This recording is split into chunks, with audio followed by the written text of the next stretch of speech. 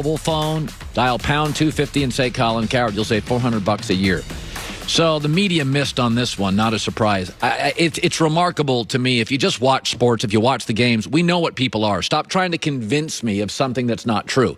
We know what Baker Mayfield is in the NFL now. He's on his fourth coach. He's below average. He's one of the least talented quarterbacks in the league, except when he plays Cincinnati. If you look at his numbers against his entire career, 30 games against everybody not named the Bengals, he completes 61% of his throws, and his passer rating's 83. Since he's been in the league, the Bengals defense has sucked. It's terrible, and it's bad this year. Better than last year, but bad. We know what the Bengals are. They're bad. That's why they had the number 1 draft pick. When Baker plays the Bengals, he's amazing. 111 passer rating, 5-1. And every time he beats Cincinnati, we're like, oh, Baker. Did you watch last week against Pittsburgh? He was overwhelmed. Did you watch week 1 against Baltimore? He was overwhelmed. Stop trying to convince me what Baker is. He's not a bust, but he's darn close. He's not good, except against the Bengals. The story yesterday is Joe Burrow, who threw for 406 yards against Myles Garrett and that defensive front. Myles Garrett's the only guy in the league you can compare to Aaron Donald. He's it. You can't block Myles Garrett. He's the only thing in this league that looks like Aaron Donald. You can't block him. In 2 games this year, Burrow has been sacked 7 times by the Browns. Baker Mayfield in 2 games against Cincinnati's pass rush hasn't been sacked at all. Yes, the story is Joe Burrow, 7 games in the NFL, a bottom 4 offensive line. No Joe Mixon, no running game. One of his best receivers, also a rookie. No OTAs, no training camp, no preseason. The Bengals head coach, who knows if he can coach?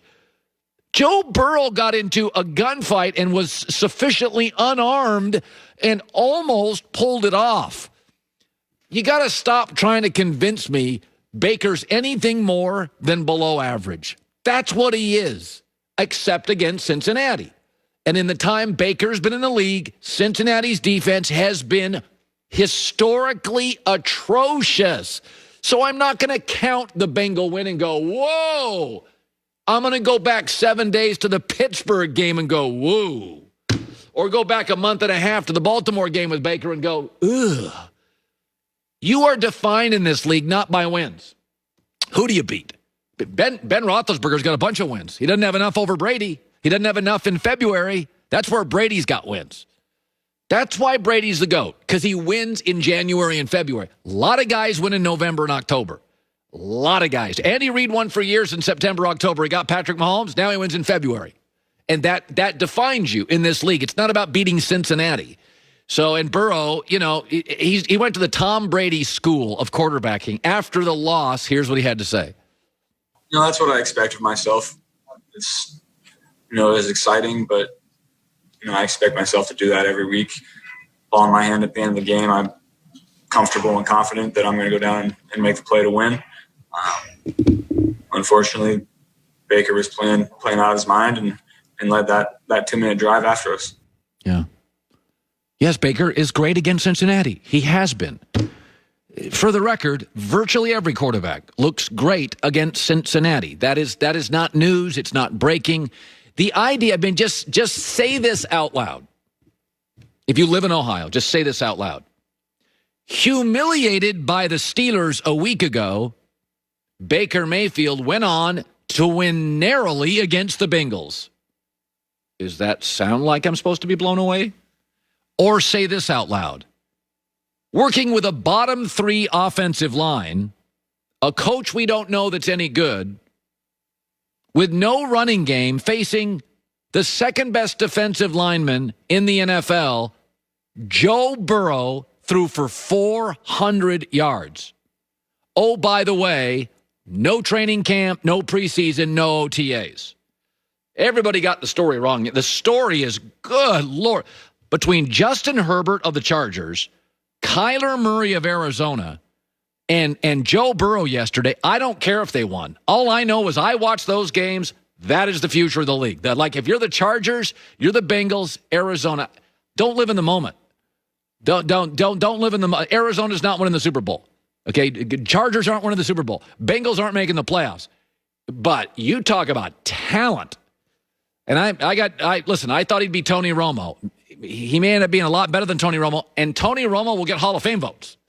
Like Burrow he is a sensational talent, and he's really having an incredible, when you contextualize it and consider what he's dealing with, he is having an absolutely incredible rookie season. Blown away by Burrow. RecTech, more than a grill, it's a lifestyle built by grillers for grillers. RecTech.com, RecTeq.com. Some thoughts on the Steelers. As always, on a Monday, Trent Dilfer comes up. Colin right, Colin wrong. DeMarcus Ware, the former Cowboy, a Super Bowl champ, he's stopping by too. Live in L.A., it's The Herd. Well, big news this morning. Odell left yesterday's game early in the first quarter with a left knee injury. The Browns feared that it was serious, and Josina Anderson reported this morning, and an MRI confirmed that OBJ has torn his ACL. He will miss the remainder of the season. Obviously he's in a lot of pain here, but I don't want to say it looked like it was an ACL tear, but this is just... This sucks. Like, there's just no other way to put it. It's really disappointing how things are going to end up ending for Odell in Cleveland. Not that I ever thought this was a perfect fit for Odell, but it's just like Odell is such a star and such a electric player to watch. It feels like we haven't been able to see the full potential of Odell in Cleveland that we saw with the Giants when things were going well with Eli. I'm not sure what the market is anymore. I mean, to be honest with you, he's kind of being defined by injuries now. Like, I understand the market like shrinking up. Once he's healthy again, someone will sign him. Obviously, I'm assuming that the Browns don't keep him at this point, but that's what's going to end up happening. He just has too much. He has too much potential. We've seen what he's able to do, even with the injuries. It just seems like there's always one more obstacle when it comes to Odell with his body. And I never thought, if you go look, there's some data out there, we had it this morning, it was never a great fit in Cleveland. Remember, Dak struggled with Dez, young quarterback, big star receiver. No, we have it. We have Baker with Odell. If you look at Baker without Odell, where he kind of spreads the ball around like he did at Oklahoma, he's a much better quarterback. I always feel like Dak and Dez didn't work. Instead of demanding Dak throw to Dez, let Dak sprinkle it around and grow. I think Baker would have been better not feeling. And listen, it's not like Odell demanded you throw the ball to him. It's almost unspoken. Star receiver comes to Cleveland. You got to make sure he's happy. And Odell was similar to Le'Veon in New York. Was great with everything that was put on him in Cleveland. I mean, we didn't think it was a good fit in Cleveland, despite Cleveland screaming and hollering about how wrong we were. But Odell never complains about it. He always bought into the situation there. He always supported Baker and supported the team. Like, there was never a point where I felt like he was the problem in Cleveland. Oh, no, they have bigger issues. Yeah, so this is really disappointing news. Hopefully Odell gets back healthy and is able to perform again. So the Patriots hit a new low yesterday, 33-6 to the 49ers. Cam Newton had another poor performance, 9 of 15, 98 yards and 3 interceptions. The 27-point loss is the Patriots' largest home loss in the Bill Belichick era. Jimmy G played well enough to win, but the star on the offense was running back Jeff Wilson, who scored 3 touchdowns. Jimmy G was 20 of 25, 277 yards, 2 interceptions. Cam said this morning that he was not surprised that Belichick benched him. He said on WEEI, he said, "I'm a realist." But I think obviously everyone is going to pay attention to how bad the Patriots are and what happened with the Patriots yesterday. We buried the 49ers too soon. Yeah.